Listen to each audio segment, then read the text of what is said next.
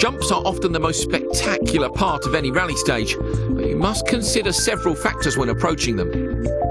Firstly, since the wheels of the car will not be in contact with the ground for a period of time, you'll be unable to change direction or slow down while airborne.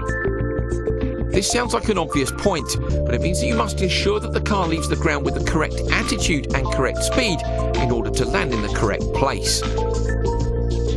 If the road is straight, then it might simply be a case of making sure the car leaves the road while also pointing straight. But if the jump happens to be in the middle of a corner, you will need to ensure that the trajectory of the car will land back on the road.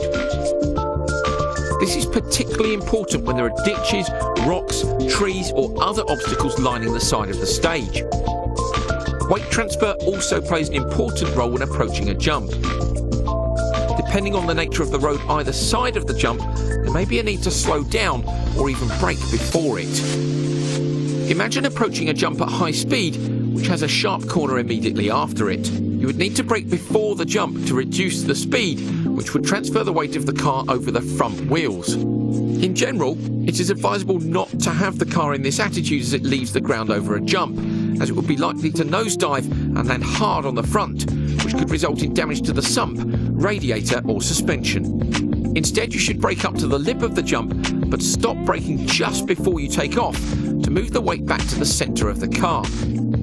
In some cars, especially front-wheel drive or other cars that are nose heavy, it may even be prudent to be accelerating as the car leaves the ground. Doing this will transfer the weight to the rear just before takeoff, which will further help prevent the car from nosediving. Remember, even though big jumps at high speeds can be spectacular, taking them at the highest speed possible may not be the quickest way to tackle a jump. The longer a car is airborne, the more it slows down, so you should consider taking a jump at a slightly lower speed to get the wheels back on the ground as soon as possible.